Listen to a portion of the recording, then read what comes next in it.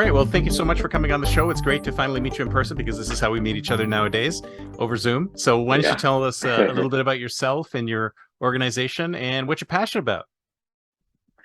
So I'm Rob Rawson, and I'm actually have a book on running remote, which is about how to run a remote business. I'm totally passionate about remote work. I love remote work. And I also run an eight-figure SaaS business, Time Doctor, which is time tracking and productivity. So I've been doing that for a while. We've got a team in 30 countries, all working from home. So everyone works from Wow, their desk from home in all these different countries. fantastic. How long have you been running for? Over 10 years.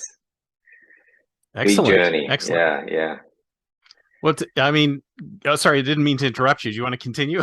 And then, because I have No, no, questions, that's it's just many questions. yeah, no, I'm it's been a really good journey, and I know that what you talk about in the show a lot is about the future of work, which is I think is partly here with remote work, but there's just still a lot more to go. Like I think the COVID only just started us on that journey for remote work. So that's something that's really interesting. But yeah, how should we start? Well, I'd love to hear more about your story. I mean, like, how did you start your business? I mean, did you see a pain point that needed to be addressed? I mean, give us some history on that because I love hearing success stories like this. Sure. So I was initially a medical doctor of all things, and I was working as a doctor, but I was trying different businesses on the side. I decided to just get out of the emergency room and try these businesses. I ended up with a an internet business with affiliate and SEO business in the Philippines, and I had a team in an office there. I had 30 people in an office in the Philippines. I went over there. It was a real journey of hiring some fantastic talent that I found over there, and really accelerating my business. But I found that I didn't want to live in the Philippines anymore. I was sort of sick of the environment, and I didn't want to. You had to live there. You couldn't work it remotely somehow. Well, it's because I had this office, and the office was drawing me there, and beautiful office, just a nice environment, but you can't just have that office and have only your employees come in. You did really have to come in yourself, at least from time to time. And it's a long way to travel. It's a big journey. And I'd been there long enough, so I decided that I wanted to have freedom and flexibility, travel around the world, work wherever I wanted to. Also cut the cost of the office because it was very expensive. So I just decided to work from home and get all my employees to work from home. So I actually started the software initially for myself to track time and have some accountability for my team working remotely. And then it started from there. I thought, well, there's some other people that have that similar need. So I started providing it for those types of companies as well. We're more targeted to that similar BPO space, where we have people in BPOs and offshore outsourcing as well. So you're saying that this is a problem that you had personally, and you built a tool Yes, to fix your own problem, and then was able to yes, monetize it for others. Let's like yes, the exactly. best possible startup story right there. Yeah, it's a great way to do it. And I think that's part of the success is that we were actually using it in the beginning because we made so many mistakes. I wasted so much money. I didn't know how to develop it. I'm not a developer myself. So I tried to hire developers. They didn't know what they were doing. But eventually I found developers that did know what they were doing. But one thing that was really core is that using the product yourself, using it for my own needs. So therefore, I was making sure that it was working all of the time. I was using it with customers as well, and that feedback cycle where they'd give us feedback would improve it. It really helped a lot. So you weren't working from home at the very beginning. So when you first built Time Doctor, it was all like people would have to come into the office to use the software or build the software. Uh, the work from home started about the same time that I actually built the business Time Doctor. So before that, my other businesses, I didn't even have it in my head that remote work was a thing, right? I thought if you start a business, you get an office. That's just how I had it in my head. And because of that, that's just what I did. I thought that's what everyone does. Obviously, that's not the case anymore, but it's amazing how the psychology of the way you think things should be done affects things in a dramatic way. Like you just don't even think of another way. Oh, absolutely. I mean, I was at a meetup the other day and we were talking about the future of work and the past of work and the current days of work. And it was a revelation to people that they didn't know that telecommuting had been around since 1982. Like the very first telecommuter was Yeah. some receptionist from the New York Times. And I remember reading an article about how they set this woman up at home with a computer and everything on IBM PC. And I'm like, yes, Mhm. we've had telecommuting for what, 40, 50 years now, and it's still Yeah. only now starting to really take off. We've had the technology, we've had the ability to do it. We don't seem to have we just didn't seem to have the drive to do it until today. Yeah. Yeah, that's true. And this is a step change, obviously, with COVID. It's interesting, though. I think most people, even during COVID, they were doing it for a while, for a year or even 2 years, but they still didn't really learn the key learnings of remote work, which is how it is quite different from working in an office. So the idea of doing more asynchronous communication, where you send the message, you give the person time to listen, watch it, and then reply in their own time. So you're not interrupting people. People are just constantly on meetings, and that's very distracting, and it's also, tiring to be on meetings all day. Absolutely. I mean, are you so who is your typical client for Time Doctor? So Time Doctor, our target client is BPOs, business process outsourcing. So companies that have a team, most likely in the Philippines or India, is the most common scenario at the moment. And would you say that one of the reasons why you were successful was because of the way you structured it all, or was there like a moment in time where like you had like a lucky break or something like that? Like, can you tell us a little bit about that? The success was a snowball effect of just starting with something, working on the marketing, working constantly on the product, just over a long period of time, continuously improving marketing, product, everything that we're doing. And it's a bootstrap business. So I put in money initially. There's no, and then I didn't really raise money. We looked at it, but we didn't need to raise money. So it's taken a long time to actually get to the stage where we're profitable and it's actually a good quality business from the point of view of profits. It took over 8 years to get to that point, because a SaaS business has a lot of momentum. It's a really powerful business model, but it's also hard to get started. And I think once you get past a certain point in SaaS, which is software as a service, you get past that point, it gets better and better and better. And so I think it's very hard to start, but it's also great once you get going, basically. Yeah. Plus, you get your customers get bought in, right? They start using the service and they say, well, this is really useful, and they just Yeah. continue to use it, unless, of course, you make some major change to the software that annoys them and they go off somewhere else. But what do you provide that's sort of different from what other systems like yours provide in that space? We're focused on being more employee friendly, focused on that BPO market. Most of our competitors don't focus exactly on that market. And we're also focused on getting quicker time to value so that they can get reports that are more detailed. There's a lot of settings and reports, and also enterprise ready, larger companies. We have better security procedures and ISO certification and things like that that are important for larger companies. So a variety of things that have helped us to succeed. Excellent. And so when you first started, so would you say that? So I mean, one of the things that you said sort of surprised me is that you're totally bootstrapped. Like you didn't really need to raise funds at all. Why do you think that is? Is that because your developers were where you were? I mean, what is it? How did you make this happen without actually having to raise any funds? I had some money, so I have some money from my other business, so that helped a bit. Because I think if you don't have any money in SaaS, it's quite hard to start unless you're a developer yourself. You could build your own product, then you could do it without money. But if you're not a developer, you need to at least hire developers to build the product. but I also not very good at raising money. I'm like, I don't think I was that confident, or I didn't really. I also think giving away part of the company is something that I didn't necessarily want to do unless it was necessary. So it hasn't been necessary up to this point.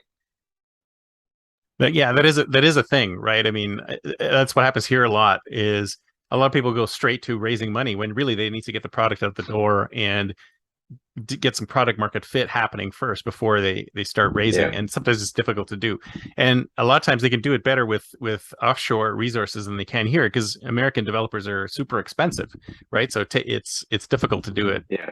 do it this way. Yeah. Yeah, well, the developers are pretty expensive everywhere nowadays. The market's Oh, really? becoming more globally It's not the competitive. same as it used to be, huh? Yeah, but they're still obviously more expensive in the Bay Area than they are everywhere else. But they also have better skills, so it's hard to determine like exactly how you're going to do things. But I definitely like the bootstrap methodology because it de-risks the whole thing, right? So you're actually getting things going. You're focusing on what matters. A lot of companies do raise a heap of money, but they don't necessarily spend the money in the right areas. I think even though I'm bootstrapped, I have wasted money throughout the years that I could have been more careful about the way that I was spending money. And then, literally the money's wasted, to be perfectly honest. So I think if you're investing a lot of the money in the product and you're doing it well, you're hiring great people, it's probably not wasted as long as you're building the right product, of course. If you're building the wrong product, that's also wasted. So yeah, I think it just keeps you honest. Did you find that you had to pivot, or is the product that you have today is pretty close to the product that you started with? It is fairly close, and we're looking at continually improving and innovating from where we are now. But what I did actually get quite distracted along the way.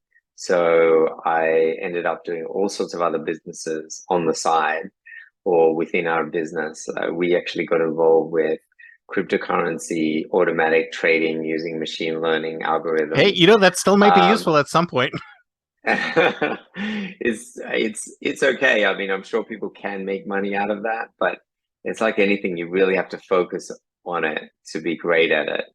And so without that 100% focus, it just wasn't. It was interesting, when crypto was so hot at the time, and we thought, oh, we're going to do this machine learning algorithm. We're going to automatically trade.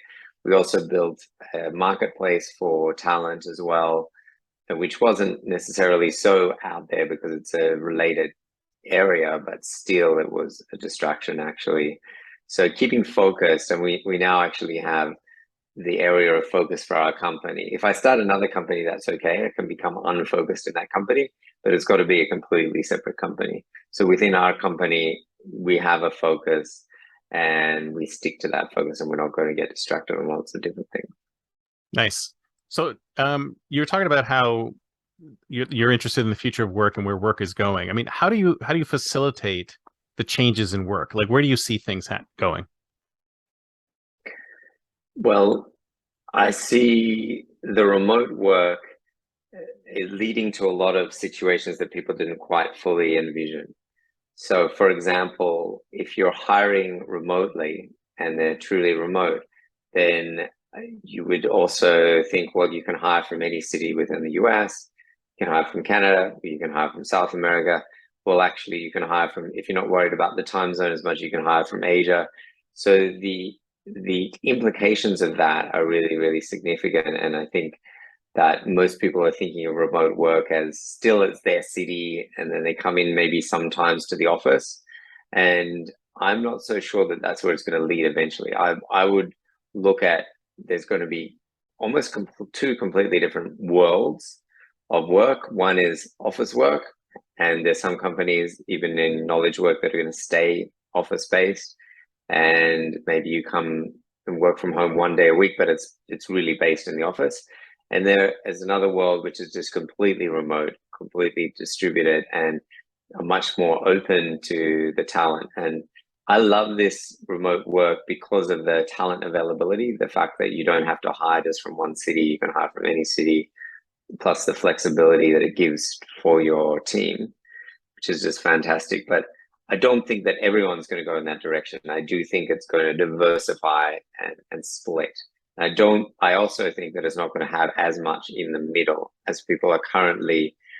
When they came out of COVID, they were like, well, let's give people a bit of flexibility. But I think if you think that through carefully, if the people are in the office 1 day a week, they're not getting the real benefits of the office, right? So, and they're not getting the benefits of remote. The benefits of remote is you don't have to live in that city and you don't have to hire in that city. You can hire from all cities in the US. It's so much easier to find talent if you can hire from every city in the US versus just your city. So that's the key thing, which I don't think people have got their head around with the future of remote work. And if you think about it, sort of none of our institutions, none of our tools, nothing has been designed that way. Because I remember a friend of mine was saying he wanted to do remote work, and he had to actually write a script that would harvest job postings from all over the country so that he could get a list of all. I mean, nowadays job boards do have remote work and you can work from anywhere. Yes. But back then it was like, oh, you had to specify I'm in Raleigh or I'm in the Bay Area or I'm in whatever. And if you think about it, what you said earlier sort of piqued my interest, because I think you're actually talking about three different kinds of work, because you've got the office work where people have to hybridly come into the office a bit. You've got the remote work where people are in the same time zone or near the same time zone. And then you have asynchronous work, which is remote plus they're in completely different time zones. Like, for example, I'd love to be able to move to Greece. I have a Greek citizenship, and I would love to be able to live in Greece and do my job. The problem is that if I were to work with US companies, my work would be between 4 p.m. and midnight.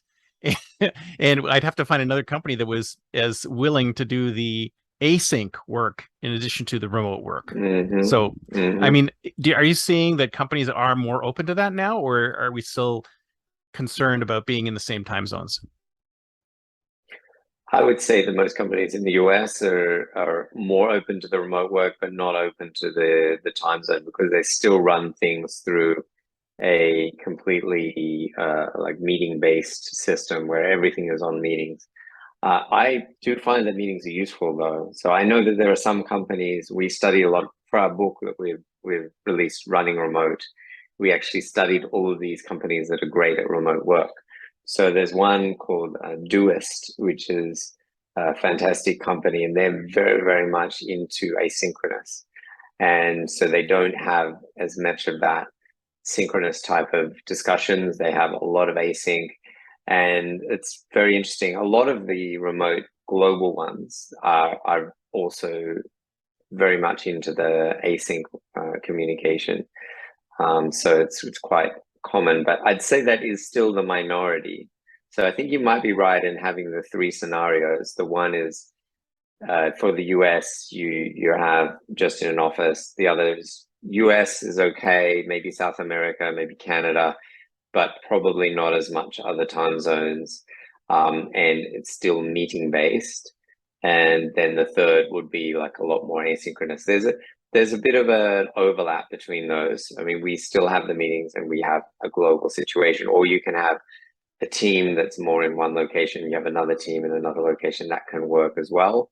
So as long as you don't have 3 time zones on the same call, it's usually not too bad. But when you start getting Europe, Asia, and the US, that's a bit of a disaster, because one person has to be up at 1 or 2 in the morning. Yeah, that's the problem. So somebody has to suffer, right? That's the way it is. But is it, you were mentioning US companies, but I'm assuming European based companies would also like Euro time zones, and Asian based companies would like Asian time zones. So I'm sure each company, if they're going from a model where the physical headquarters are in a specific location, they probably all still gravitate around their little batch of time zone. Yeah, I don't think it's going to be as precise as that, though. I think that once you have one person, you might find this European company finds a great talented person in India. So they end up having these different time zones anyway. Or a lot of larger companies will have multinational offices, lots of different locations. So it's very common to at least have 2 time zones. Even for office-based companies, they'll have a New York office, an India office, Sao Paulo office. So it's very common to have different time zones anyway.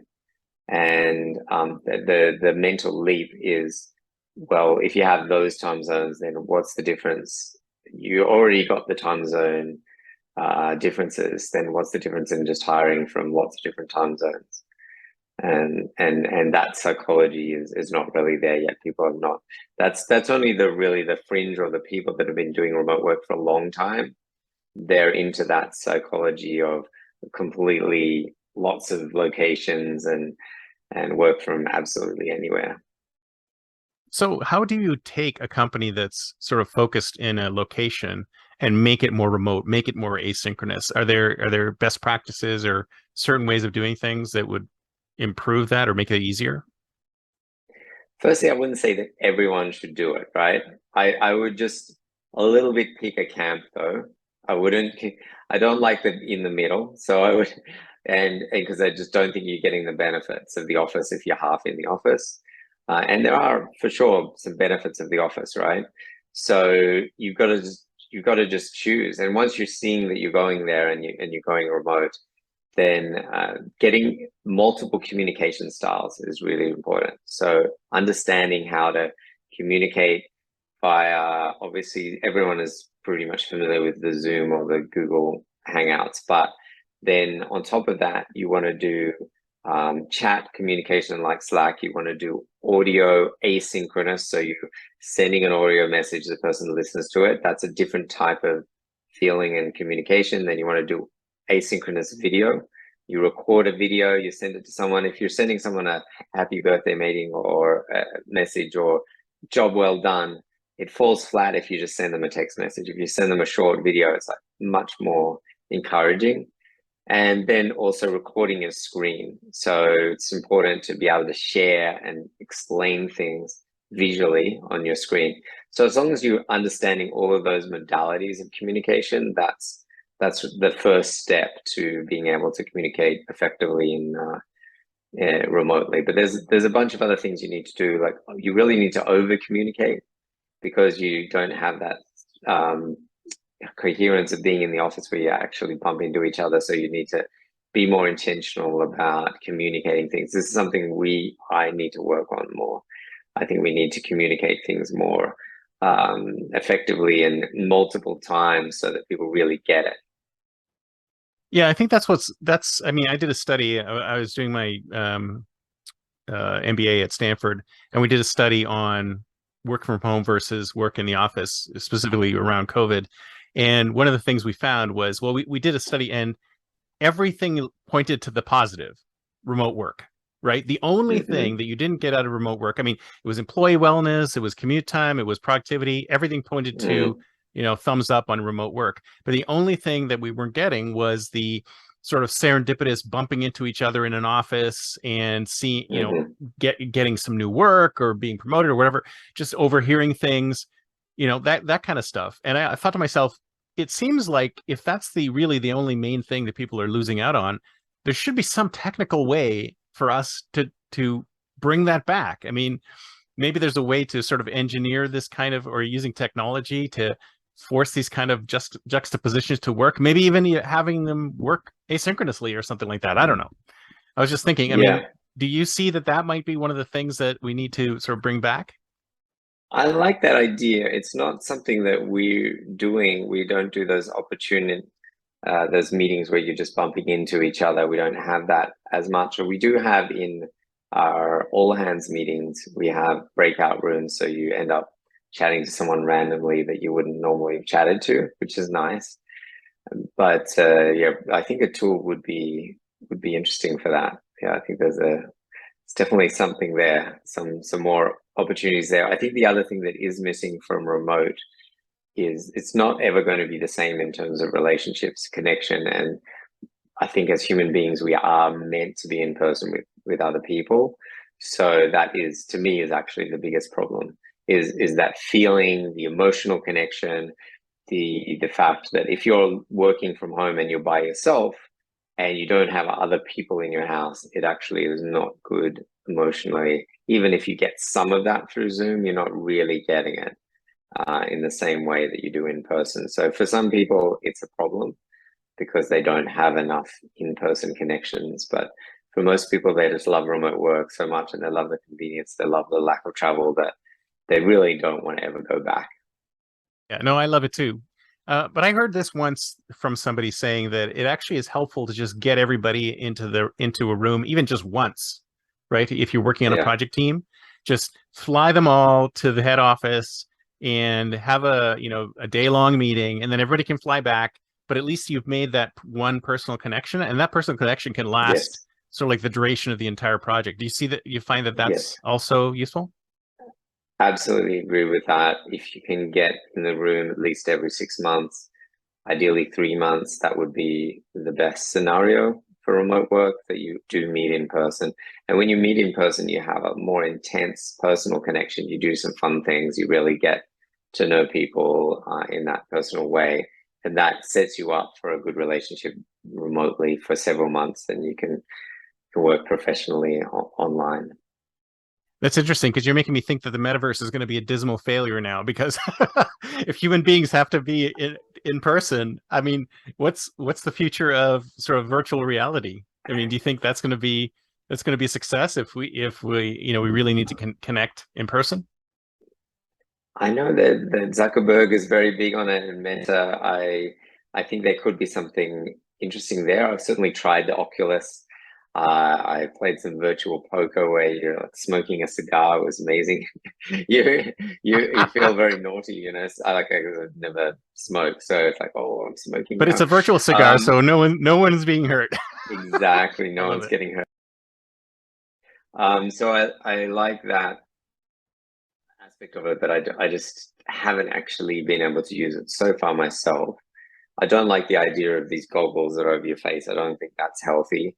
So I'm not sure that I really understand how it's going to go. I think that Zoom could be improved on, so that I think there is some aspect there that we can get a much better experience versus just this 2D that we have now.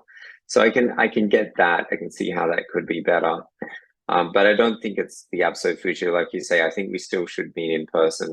I think it won't be the same as that. For gaming, for sure. Why not? That would be great for gaming. But yeah, it's interesting. I don't quite see it. I see the augmented reality as well. If that becomes really good with glasses. I don't know what you see as the future of augmented reality and VR, but sometimes these things are hyped up a bit, and you don't know the eventual destination of it. Well, I'd like to see more. I mean, do you remember the movie Her, the Spike Jonze movie Her? It's set in the future, and where a Okay, guy falls yeah, in love with a artificial intelligence. And right, in that movie, the VR or AR was actually audio, right? So yeah, he had it in his ear, and it wasn't and I think that's probably more useful because it doesn't actually sit in front of you between you and the other person that you're talking to, right? So I'm talking to right. you, and I don't have glasses, I don't have some funky augmented reality Mm, displaying things into my eye. I have something whispering into my ear, which is a lot less intrusive.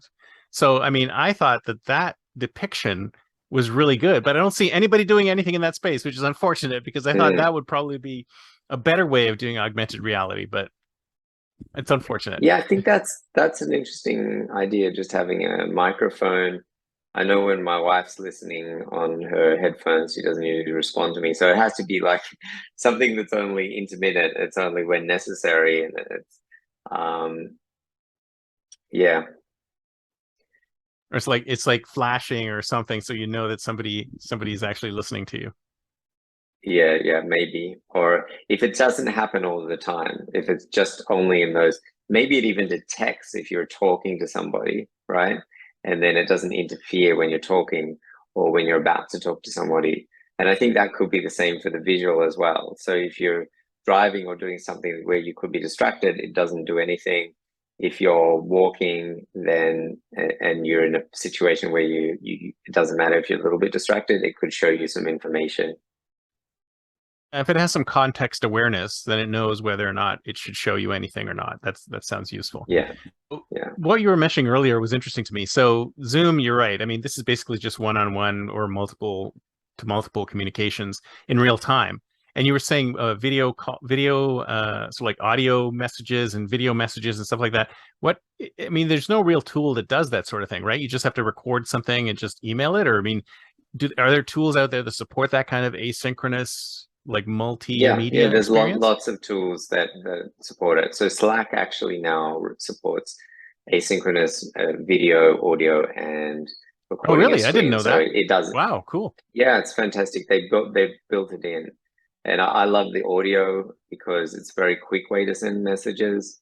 You don't have to type it all out, and you get a bit more context in the person's voice. What I would like to see, which doesn't exist in Slack yet, is you get the audio and you also get the transcription. So as the sender, I created a competitor to WhatsApp at one stage, and it was based on Oh, this nice. premise. Yeah, it was a challenging business, but um, the premise of it was that the easiest way to send messages is audio, right? If you're in China on WeChat, everybody does audio messages because it's really hard to type all those Chinese characters. Oh, Just yeah, audio is the absolutely. Audio is default. way easier. Yeah. Yeah, yeah, but in the US and Australia and other Western countries, you don't do that. You type, but it's so annoying. Why are you typing all the time? It's much better to do the audio. But as a receiver, you actually don't necessarily want to play because it takes longer. It's quicker to read. So the ideal combination is that you're recording, right? You're recording the audio you're sending, and that's all you have to do. And then the person who receives it can get the audio, but they also get the transcription so they can read the transcription. If they want to get more context, they can listen to it. So that is the ideal. I don't see anyone doing that at the moment, but I think that's where WhatsApp and Slack and all communication mediums should head towards, is that sort of scenario. I love that idea because that's exactly what I do with voicemails. When somebody leaves me a voicemail, I never listen to it. I just read the transcript. And Mm. you see, it's funny how you think that because that's sort of out of the box because we're always told, somebody texts you, you text back. If somebody voicemails you, you voicemail back. It's like you respond with whatever medium they're sending you Mm. because Mm. you just want to do the same thing that they're doing. But the reality is it's not that efficient. It's much easier to do it the way you're mentioning it. Like one modality Yeah, is easier to send and one is easier to receive. yeah, So yeah. where So did that hopefully business go? someone will You do tried that. it and it didn't work, or It's peppermint.com. I own the domain name peppermint.com. So nice oh, so domain it's name. around? No, I shut that down. It's the difficulty with that I found as a business model is because it's like a free service. And I think for that, you really definitely need to be on a different level and you need to raise a lot of money. Like you need to raise $50 million. It's not an easy task. And I wasn't set up to do that, especially when I was running my other business at the same time. It was really too challenging and not something to do as a bootstrap business. Yeah, so that's the other thing I want to ask you is this some SaaS businesses sort of start off with free trials or free periods or something like that. Were you Mm. charging from day one, or did you go through a period of free as well? Yeah, for Time Doctor, we had free for about a year just while we were creating the service, but after that, it's just a free trial. So people are paying. So, what kind of, I mean, how much you're paying? Like, what are you charging for your service? Oh, it's generally $10 per user. So if they have a team of 10 people, it'll be $100 a month.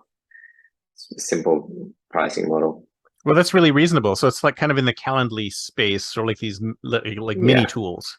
And yeah. what does it do? Is it basically just mostly time tracking, or are there more Time pieces to it? tracking in different aspects to the time tracking. So we have attendance. So a lot of people are using our tool for attendance. We also do have an element where you can see what the person's doing with websites and applications, for example, they're using while working. And then what we're trying to do in the future is to have more detailed analytics, so that you can understand the context of the work. So you might understand like how much time people are spending in meetings, how much time they're spending on email, and how can you optimize that as a team? Like, are you spending too much time on emails? This type of thing that provides more work efficiency as a whole. So you said a second ago, did you say you were tracking what people are doing on their machines? So can you? Yeah, you're It's an tracking optional also the tracking bug. websites and yeah, you have an option to track the websites and applications as well. Yeah. Okay, and that's are most of your users using something like that? Yeah, most of them are, yes. And have you had any pushback against that kind of use, or is it pretty common in the BPO space? There is pushback like from certain, yeah, for a lot of people. That's why our target market is the BPOs, because it's actually what they really want and need. But what we're looking at is expanding the product in a way that is, we have elements that are very, very employee friendly. Like we look at things like, are people working too much? You know, this team is just spending too much time. You know, you need to allocate more resources to this team. So it's helpful to employees in that respect. But yeah, we do get pushback from US employees, for example, in some cases, which is why we're focused on this BPO market. But if you're gathering useful information that can help them work better, I mean, it's like from my perspective, I'm kind of two minds of this. On the one hand, I don't like the privacy issues, but on the other hand, we need the data in order to be able to determine can you be doing something more efficiently? Can you be doing something better?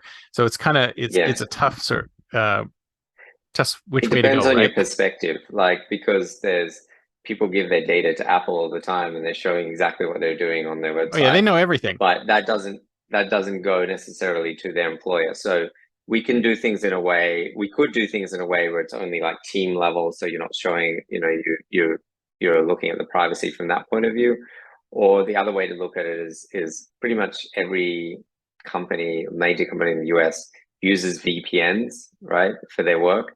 And they have that similar kind of facility where they actually monitor websites and applications in the VPN. So, and people don't really have an issue with that because it's necessary for security, etc. So similarly in our BPO space, like it's necessary for security that they're doing this. So.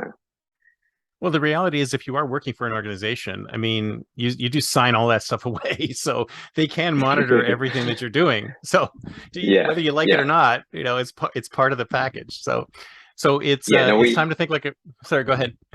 Yes, go ahead. Yeah. No, I'm saying it's time to think like a futurist. It's the year 2032. It's 10 years from now. Do you think things will have changed a lot in 10 years? Like, where do you think we're going to be in 10 years? Do you think we're in an accelerating curve of improving work, or are we going to go back to where we were before? Where do you think we're going? I think definitely accelerating in terms of the changes. I think sometimes the people that are talking about the absolute exponential change, it's not quite at that stage, I don't think. I think it's still, there's a lot of things holding back some of the changes, but I see some really interesting things. Machine learning in terms of seeing what your team are doing. That's you know, even automated management. I can see there's a possibility for that, where you could see, look, this is what this person should be doing. This person's spending too much time on email. This person's doing this, and even prompting them and giving them education. This kind of machine a machine learning manager almost, which would be interesting. Nice. Yeah, that's one concept. Another thing that I've thought about, which you've probably also heard on your show, is about the dissolution of states and federal government, especially in the US. I think that's a really interesting trend where basically the federal government says you've got to do that, and the state government says no, I'm not going to do that. And they, well, what's the next step, right? The next step is either they send in the army to force the state government to do it, or they go, oh no, I'm not going to do that, and they just let the states do whatever they want. So I feel like that can actually get to that stage in the US in particular, where the states just do whatever they want and they don't, the Fed doesn't have as much control in certain areas. I'm not saying in all areas, certainly the Fed would still control the army and the military, but in certain areas of how they behave, the states of the US will become almost like different countries doing their own thing or doing whatever they want to do. Well, that is supposedly the original vision, is sort of the states do everything and the federal government is a tiny little thing on top. But that's not how every other country works, right? Every other country is a completely different model. True. Yeah, definitely a different model. I'm not so sure whether that's going to be the same for other countries. I was thinking more of the US for that. I'm really interested in longevity issues and all of the stuff that's coming up with longevity. I've been researching a lot about that. I do take a few supplements myself, anti-aging supplements. I'm not sure Same here. how. Yeah, you do? Okay. Yeah, I'm not sure how proven. Well, they're not proven, okay, but I'm not sure how effective they are. But I do feel like they're doing something. But I do feel like in the next 10 years, we're going to get some massive breakthroughs in that area as well. So yeah, lots of really interesting things that could happen in the 10-year future.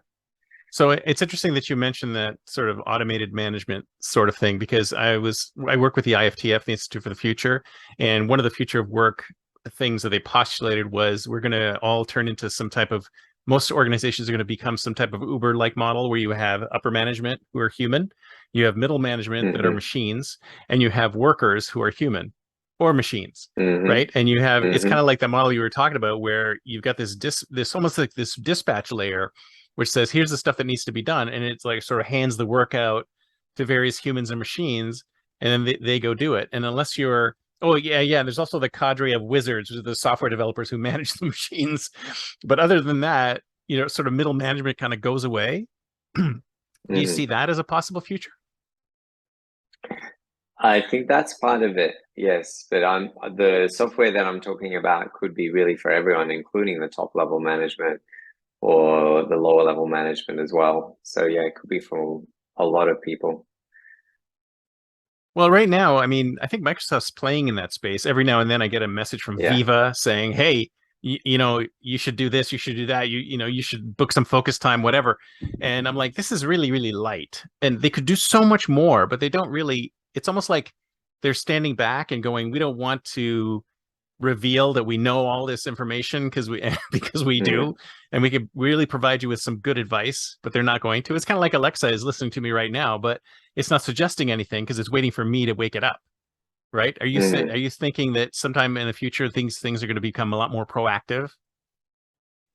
Yeah, proactive. Also in terms of hiring, you could do assessments that will look at all sorts of things like your typing speed, your how astute you are in computer wise, and you put it all together into a score and then say, yes, I'm going to hire this person based on machine learning algorithm, and probably much more effectively than any kind of interview process would do. And I think that could work for even upper level management as well, because I think when I think an interview is actually a flawed method of hiring someone. So trying to think of a better way and better process for hiring. I mean, I try to do tests where possible, but they're hard to envision in some cases. I think tests are a good way to do things if they're effective tests, but getting a software or machine learning that can actually detect if this person's going to be good at the job, that would be interesting. Yeah, I'd love to see that too. I'm in total agreement with you that talent acquisition needs to be disrupted because what we're doing now is just not working. I mean, people can interview great and then turn out to be terrible on the job, right? And vice versa. So do you see, I mean, I can see testing, so maybe some more advanced testing that looks into AI, do some machine learning around behaviors, but do you see any other models that might be interesting in that space? I think it would be combining, yes, it's testing, but it's not necessarily even just the test, it's everything they put together. So they do a video, you'd assess how fast the person's typing and how well they navigate the screen. And by combining the machine learning, combining together all of these factors, would be able to assess, depending on the type of position, is this person suitable for this type of role or not? Maybe it's a personality test, but I think those personality tests are not as good. Someone just self-reporting an answer to a question is not as good as actually looking at how that you may do the personality test, and part of what you're being tested on is how quickly you answered the questions. Yeah, I can see that that might not necessarily be a gating factor though, right? no, so you'd actually have to do a lot of research into what are the factors that lead to success in the job, and that's the tricky part of it. It's actually a really, really hard thing to build. this assessment for it's not easy to build. You got to have a lot of resources. You got to have the right information. Once you have all of the factors that the machine learning or the algorithm is going to take into account, that's one thing. The second thing is determining, well, actually, who are good at their jobs and who's not good at their jobs. That's really hard because often the human-based assessment is not accurate. So if you're putting the garbage in, then you get garbage out. So you've got to say, look, here's 10,000 workers. Here's the 500 that are the most effective. Let's figure out how do we know if they're effective before we even hire them? So I think that's a really interesting space to watch. Well, you heard about how Amazon had an AI recruiter and they had to decommission it because it was being very undiverse.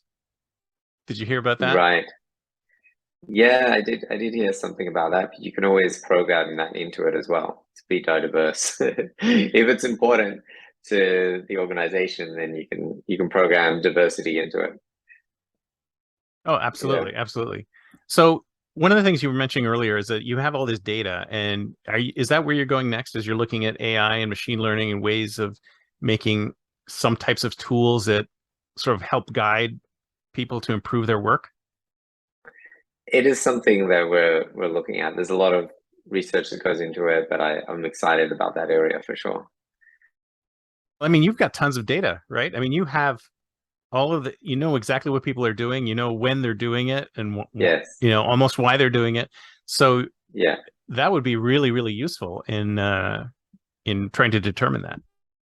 Yeah, it is useful, and we could use it, for example, to understand employee satisfaction, and then say, is this person satisfied with their job? And then you automatically flag that people are not satisfied with their job, which is really important because they might leave. It's important for retention or finding out what's going on with them. So that could be really useful. The key factor is how do we know who is satisfied in order to train the algorithm? So that's the bit that we're finding tricky at the moment. There's no way you can determine somebody's mood from the way they're typing. Oh, I'm really, really mad, so I'm typing really hard. Or I'm happy, so I guess that's not possible just yet. No, you can ask them like how happy you are. I mean, you can ask, but it's not always the correct answer. Well, when I was at Yahoo, one of the ideas that we came up with was to like a mood ring that would be an actual mood ring. It would detect sort of like your pulse and stuff like that, and it would upload your information to the cloud, and then it could determine if a city was happy depending on how many mood rings in the city were sad or happy or stuff like that. Have you thought about looking into any of those kind of devices that would be able to detect someone's mood as they're working? Haven't thought about that one, but yeah, it's a great interesting concept. Or is there ways, I'm assuming there's ways of actually detecting how happy, sad, whatever someone is from their visual from Zoom, right? So if you can get them on Zoom, yeah, can you just sort of slap some machine learning on a video and go, oh, this guy's real happy, or he's hiding something, or he's having a bad day? Can that stuff be done through the video? Maybe. I'm not sure how effective it is, but yeah, that's interesting to explore. Yeah. So thanks so much. This was really, really good. Why don't you tell us a little bit about what the best way is to get in touch with you? Is it to just go to a website or LinkedIn, or what's the best way? Yeah. So we have a book, Running Remote. So you can check that out on Amazon, and also Running Remote conference. So just runningremote.com. If you check that out, then you can also just contact Rob Rawson there at the website. You'll get in touch with me. So you have a remote conference. Is it going on all the time, or is it a particular time of year? No, once a year. It's once a year. The next one is actually in Lisbon, in Portugal, outside of Lisbon. So excited to have it over there. Previously, this year we had it in Montreal, Canada. So we're having it in really nice exotic locations around the globe. So all these people that are remote working, they want to go and kind of conference in a nice place. So that's interesting that you're having a in-person remote conference. I love it. Yeah. Well, people that are working remotely, they need that in-person fix, right? So they're excited to actually finally get to meet in person. Yeah.